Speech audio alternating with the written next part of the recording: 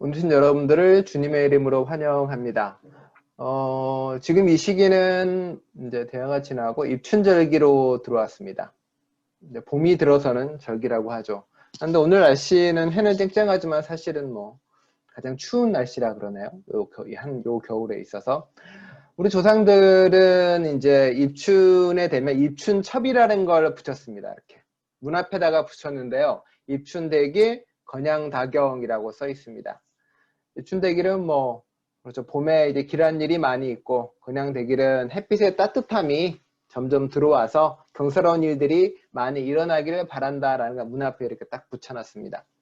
저희 앞에 이제 중국에서 오신 분들이 있는데, 이분들도 이제 이쯤 되면은 문 앞에다 두 개 딱 빨간색으로 된 걸 두 개를 이렇게 붙여놓습니다. 입춘대길, 건양대경 붙여놓고요. 그 다음에 이제 복복자를 써가지고 거꾸로 이렇게 해서 딱 붙여놓습니다. 복이 하늘에서 떨어지라고 이야기하는 거겠죠. 그래, 추위가 가고 힘든 시절이 가고 이제 따뜻한 봄이 오고 따뜻한 햇살이 오니까 이제 좋은 일만 생기기를 바란다는 의미에서 쓰는 거겠죠. 실은 찾아보면 여기 있는 한문들이 좀 틀렸다 그러더라고요. 실제적으로는. 그래도 그 의미와 그 가치를 다른 사람에게 복을 빌어주고 싶은 마음, 겨울이 지나고 봄이 오면서 다른 사람에게 그리고 온 집안에 온 가족에게 그런 일이 좋은 일만 있기를 바라는 마음들이 그 입춘첩 안에 그대로 들어가 있는 거겠죠. 입춘첩으로 하는 것처럼 다른 사람에게 축복을 빌어주고 다른 사람의 어떤 복을 바라는 마음은 동양뿐만이 아니라 유럽계 서양에도 많이 있습니다. 그렇죠? 보시면은 무슨 암호 같은 게 써 있는 것처럼 보일지도 모르겠습니다. 그렇죠? 앞에 20이 써 있고요. 중간에 C 플러스 M 플러스 B 플러스 그 다음에는 21이라고 보통 씁니다만은 이게 이제 주연절인데 보통 정교회에서 많이 행해지는 풍습이기도 합니다. 1월 4일 그 크리스마스 성탄 이 사람들이 낳는 그 주연절 부분에 써진 건데요. 앞뒤에 나오는 숫자는 연도를 나타냅니다. 2000년, 2001년 그 넘어가는 그 시기에 쓴 거고요. CMB는 이제 라틴어 문장인데 그리스도여 이 집을 축복하소서라는 라틴어 문장입니다. 근데 이 세 사람의 복장이 보시면 알겠지만 무슨 왕처럼 이렇게 복장을 하고 있어요. 또 다른 전설인데 CMB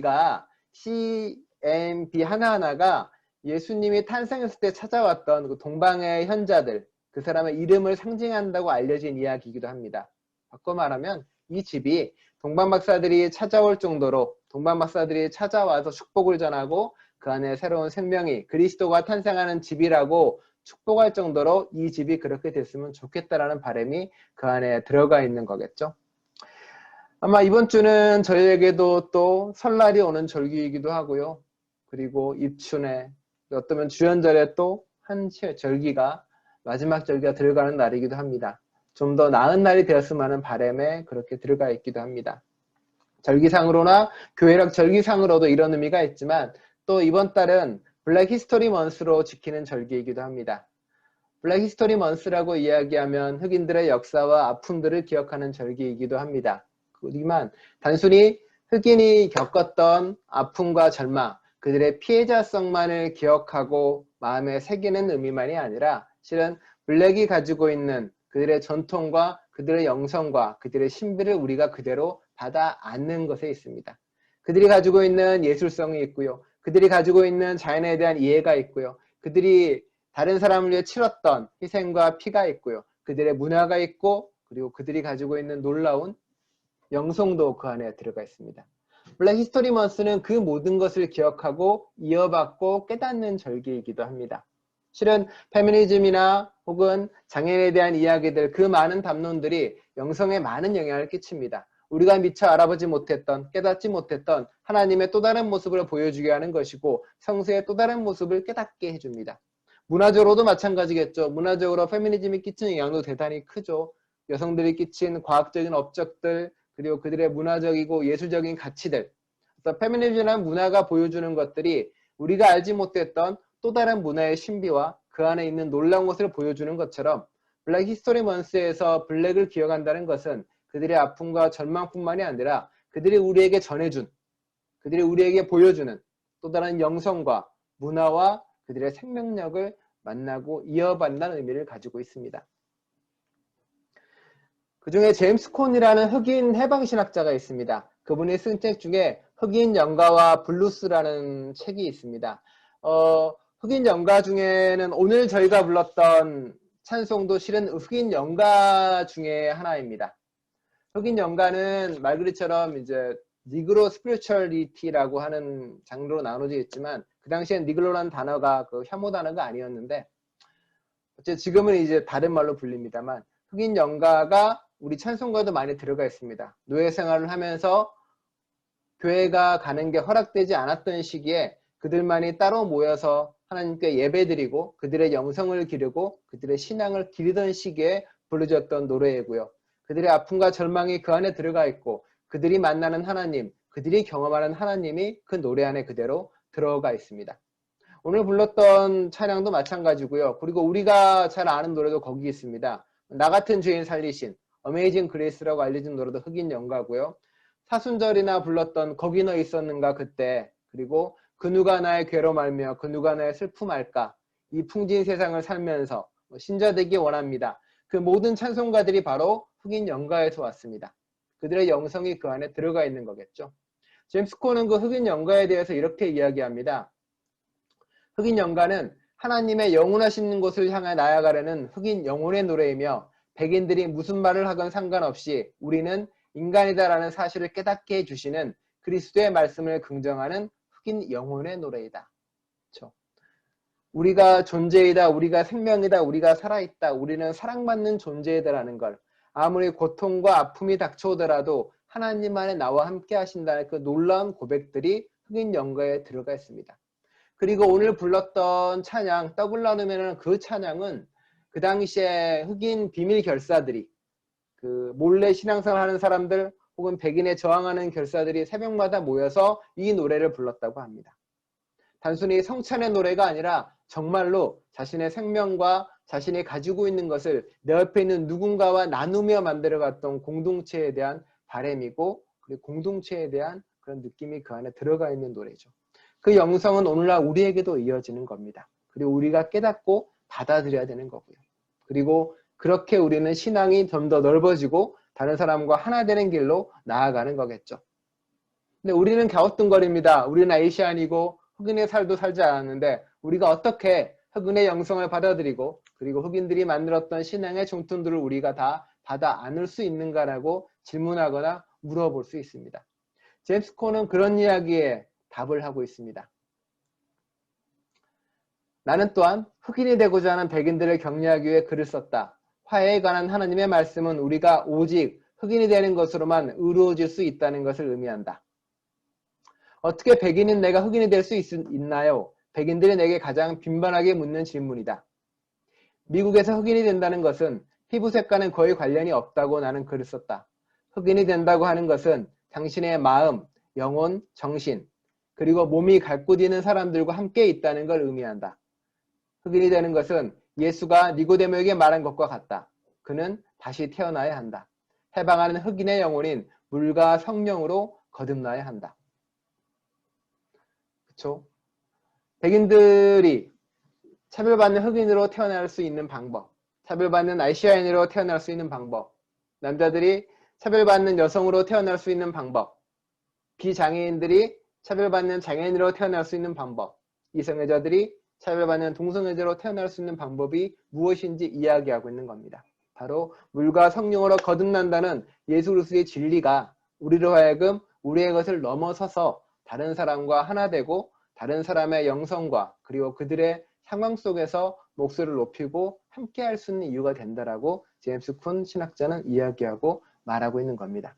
블랙 히스토리 먼스는 우리에게 그렇게 값어치 있게 다가오는 것이고 우리로 하여금 우리의 장벽을 넘어서 다른 사람에게 다가갈 수 있는 통로가 되는 이야기하고 통로가 되는 계기가 될 수 있다는 이야기입니다. 우리가 읽고 있는 룻기도 마찬가지입니다. 우리가 알고 있는 보아스가 바로 그런 고민 앞에 놓여 있고 그런 질문 앞에 놓여 있는 사람이 됐습니다. 룻은 보아스에게 고해를 요구합니다. 당신이 나의 고해일이 되어서 우리의 집안의 전통을 이어주고 우리를 보살펴 주십시오라고 룻이 이야기를 합니다. 보아스의 입장에서는 어떠했을까요? 보아스는 무슨 생각과 그 보아스는 어떠한 결단을 하게 되었을까요? 키스의 그림인데 보아스와 룻입니다. 아시다시피 이제 룻이 보아스에게 이제 그 잠자리 밑에 발 밑에 오죠. 그리고 나서 보아스는 깨어나서 알았다라고 대답을 한 다음에 룻에게 새벽까지 이곳에 머물라라고 이야기합니다. 룻은 피곤해서 긴장된 마음에 설피 잠이 들었을 수 있습니다. 하지만 보아스의 표정은 어떠합니까? 심란합니다. 어떻게 해야 될지 모르겠고 무엇을 해야 될지 모르겠고 앞이 답답하기만 느껴지기도 합니다. 좀 상상을 해봅시다. 보아스의 입장에서는 아마 룻과 나오미를 위해서 자신이 최선을 다했다고 생각할 수 있을 겁니다. 그렇겠죠? 전설에 따르면 집도 제공해줬다고 하고요. 룻이 일할 만한 이삭을 구할 만한 밭도 거기서 항상 일을 하라고 이야기했습니다. 자기가 할 수 있는 최선의 호의를 다 베풀었다고 보아스는 생각했을 것입니다. 그런데 갑자기 룻이 새벽에 찾아와서 자기와 결혼할 것을 요구하고 그리고 자기의 품 안에 나오미를 비롯한 자신의 대를 이어달라고 부탁하는 겁니다. 보아스로서는 난감한 일일 수밖에 없지 않을까요? 갑자기 아내를 맞이해야 되고 여러 가지 복잡한 문제들이 자신 앞에 놓여있기 때문에 보아스는 밤새 갈등하고 번민했을 것입니다. 이걸 어떻게 해결해야 될지, 어떻게 풀어가야 될지요. 룻에게는 좋은 말 해줬지만 그의 마음과 심중은 복잡하기만 했을 겁니다. 우리들도 별반 다르지 않을 겁니다. 사람들이 좋은 일을 하고 선한 일을 할 때는 그저 자기의 일상이 침범되지 않는 선에서 하고 싶습니다. 그저 얼마간의 거리를 둔 채 자기가 할 수 있는 최선, 도네이션을 한다던가 그리고 무언가를 좀 베푼다던가 자기의 일상에 침범받기를 원하지는 않습니다. 자기의 일상이 깨지면서 침범되면서까지 선한 일을 하고 누군가에게 공감하고 함께하는 것은 대단히 어렵고 힘든 일인 거겠죠. 보아스의 이 밤은 말 그대로 니고데모가 고민했던 것처럼 물과 성령으로 거듭나야 되는 시기가 된 겁니다. 자신의 일상을 모두 깨트리고 다른 사람을 받아들이고 함께해야 될 상황에 처하게 된 거겠죠. 토론토에 많은 교회들이 있고요. 연합교회이고 다른 교회들이 있는데 그 교회들이 요즘 겨울마다 그런 일을 합니다. 홈리스들이 머물 수 있도록 응급 쉘터로서 자기 교회를 개방하는 겁니다. 언뜻 들어보면 쉬울 것 같지만 이게 만만한 일이 아닙니다. 교인들이 그저 자기 교회 안에 있으면서 예산의 어느 정도를 띄어서 도네이션을 하고 어느 정도를 띄어서 밥을 제공하는 건 참 좋은데 그 공간 안에 갑자기 홈리스들이 들어와서 잠을 자게 하고 홈리스들이 계속 와서 머물게 하고 제가 예배를 드릴 때에도 그 옆에서 그 공간들을 먹고 자고 하는 공간들이 유지가 되는 거겠죠. 냄새도 날 것이고 시비도 있을 것이고 여러 가지 사건들이 벌어질 것입니다. 오픈하는 순간 자신들의 일상의 공간은 깨어지는 거겠죠. 두 개는 전혀 다른 별개로 움직이게 된다는 이야기입니다. 그럼에도 불구하고 많은 교회들은 자신들의 일상이 깨어지더라도 그들을 받아들이려고 애쓰고 노력하고 있습니다. 우리도 그렇지 않습니까? 우리도 우리의 일상이 깨어지지 않는 선에서만 용서하고 깨어지지 않는 선에서만 사랑하고 깨어지지 않는 선에서만 도와주려고 노력합니다. 근데 보아스는 이 밤 동안 그걸 고민하고 씨름했을 겁니다. 자기 발치에 누워 잠들어 있는 룻을 보면서 여러 가지 생각을 했겠죠. 그리고 마침내 그 밤 동안 결단하고 고민하며 거듭나는 결단을 하게 됩니다. 일상이 깨어지고 삶이 바뀌고 놀라운 변화가 일어나더라도 고엘의 법을 내가 누군가를 지키는 법을 실천하겠다라고 이야기합니다. 그리고 이제 그 법대로 나아가서 한 발자국 한 발자국 실천하기 시작합니다. 그 첫 번째 얘기가 말한 것처럼 룻과 나오미 자신보다 더 가까운 룻과 나오미의 친척에게 찾아가서 자기가 책임을 지겠다고 고엘의 법을 받아오는 거였습니다. 그게 오늘의 본문 이야기죠. 보아스가 이야기하는 거죠. 근데 문제는 가까운 친척, 나오미의 가장 가까운 친척은 이름조차 언급되지 않습니다. 여러 가지 이유가 있겠죠. 그만큼 값어치 없는 사람으로 취급되는 걸 수도 있고요. 엑스트라라서 그냥 이름 없이 넘어간 걸 수도 있을 것입니다.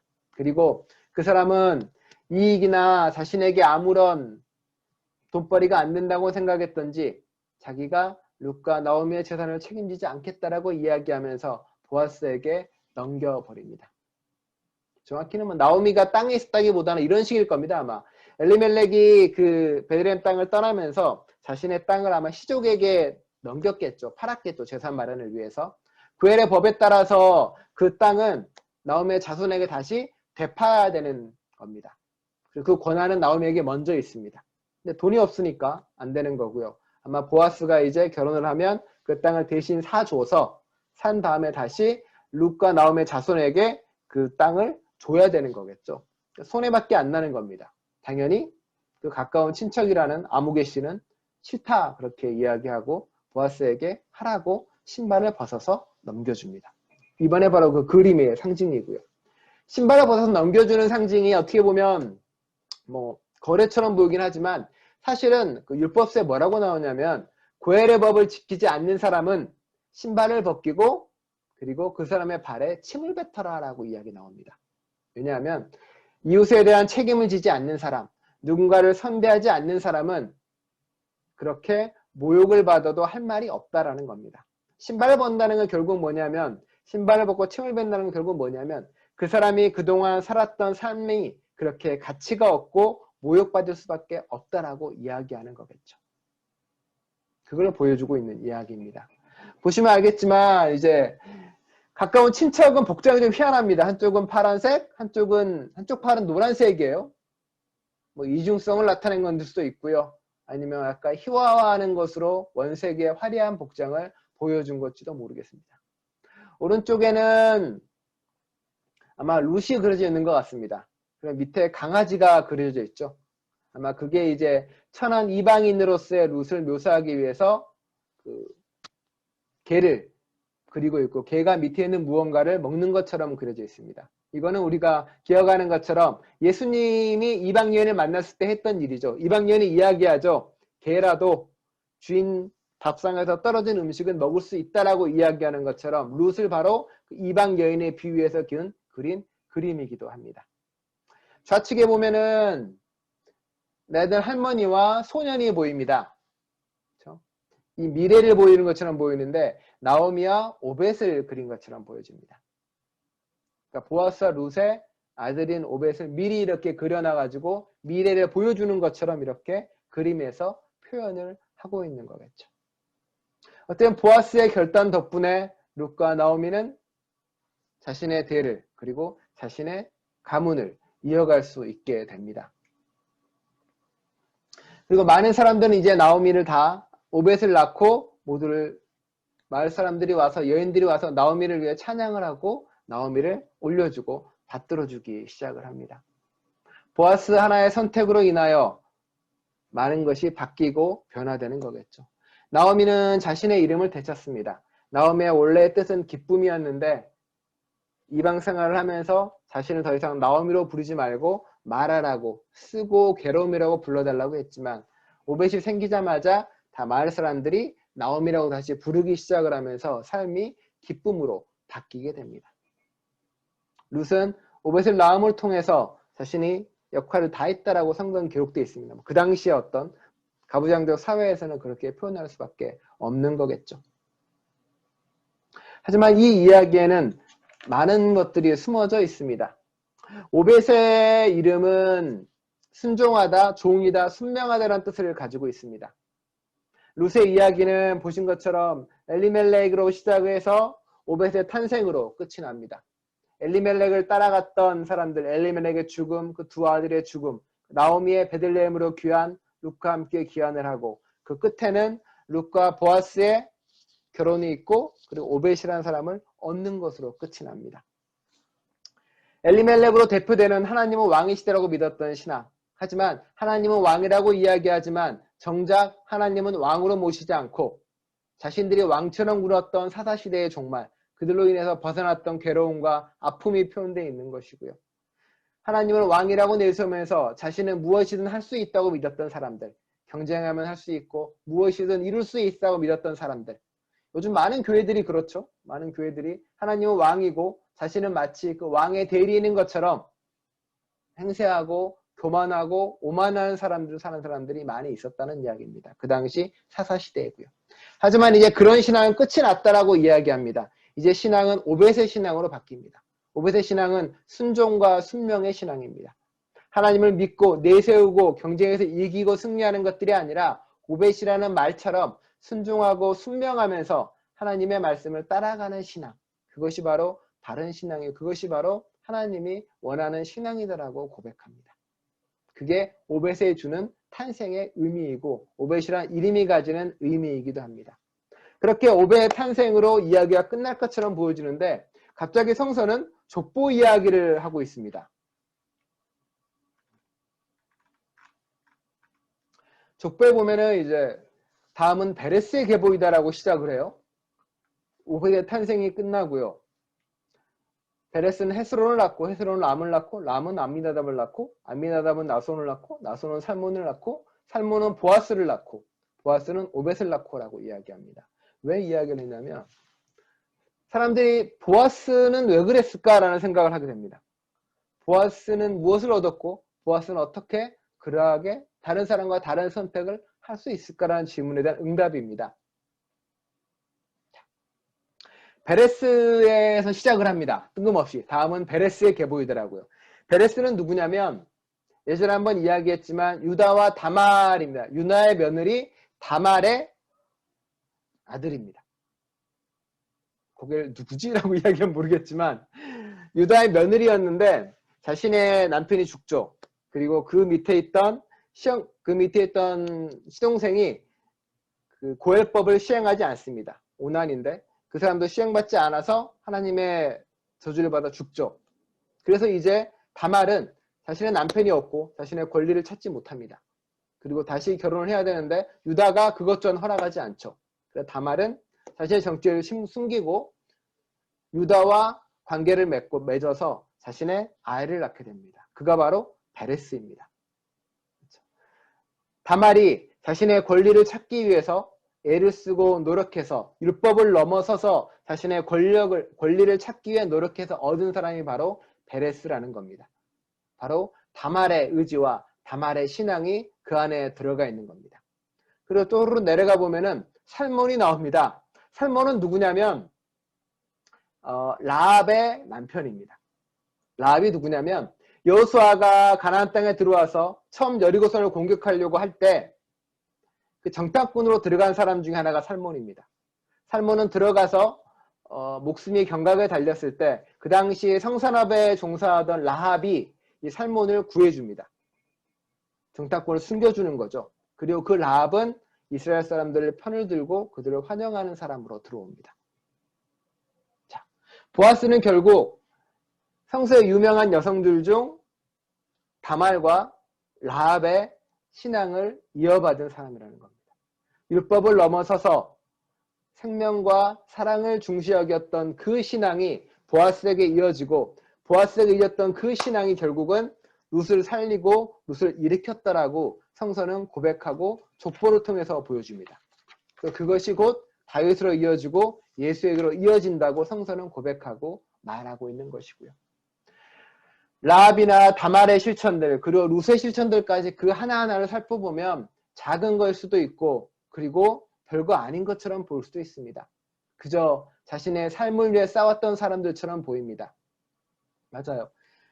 아시아인들이 인종차별을 딛고 유럽에서 살아온 역사나 이 땅에 살아온 역사, 블랙 흑인들이 이 땅에서 그렇게 차별과 부딪히며 살아온 역사, 장애인들이 그렇게 지내왔던 것, 원주민들이 그랬던 것, 혹은 이 땅에서 우리들이, 여러분들이 차별받으며 살아왔던 그 삶 자체가 가치 있다라고 이야기해 주는 겁니다.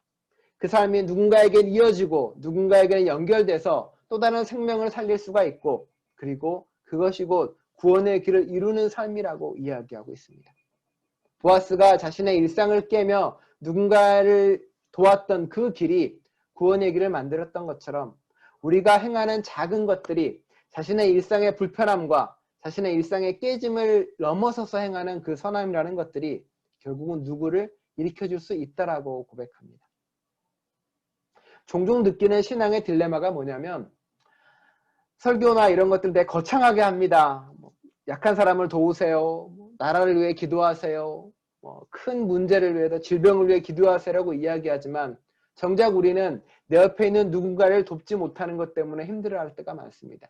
내 옆에 있는 누군가에게 무언가를 해줄 수 없어서 가슴 아파할 때도 많고요. 아무런 도움이 되지 못해서 힘들어할 때도 많이 있고요. 신앙은 무슨 소용이 있나 하고 생각할 때도 많이 있습니다. 그런 사람들에게 성서는 이야기해주고 있는 겁니다. 살아남기 위해 애쓰는 너의 신앙이라는 것이 그래도 무언가를 해보려고 하는 작은 것들이 그래도 힘들고 어렵지만 누군가를 용서하고 화해하려는 그 마음이 누군가를 도와주려고 하는 그 작은가의 손내밈이 그게 이어져 구원을 만들고 이어져 예수를 탄생하는 힘이 될 거라고 이야기하고 있습니다. 그래서 멈추지 않는 것이라고요. 신앙은 그렇게 희망으로 이어집니다. 보이지 않지만 작은 희망이 모이고 만나서 큰 물결로 세상을 바꾸는 것처럼 우리가 해나가는 작은 실천들이 별 의미 없다고 느껴지는 개인의 발걸음들이 놀라운 구원의 역사를 만들 거라고 성경은 우리에게 보여주고 있습니다.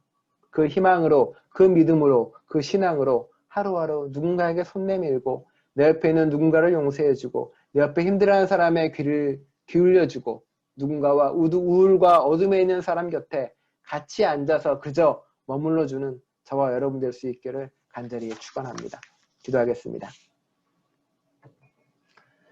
하나님, 보아스는 자신의 신앙의 전통을 자신의 선조들로부터 신앙의 선배들로부터 쭉 이어와 자신의 가슴 안에 있었습니다. 작은 가르침들이 모아 그는 룻을 구원하게 되고 다른 사람을 구원하게 됩니다. 그리고 그것은 이어져서 예수에게로 이어지고 인류의 구원사로 이어집니다.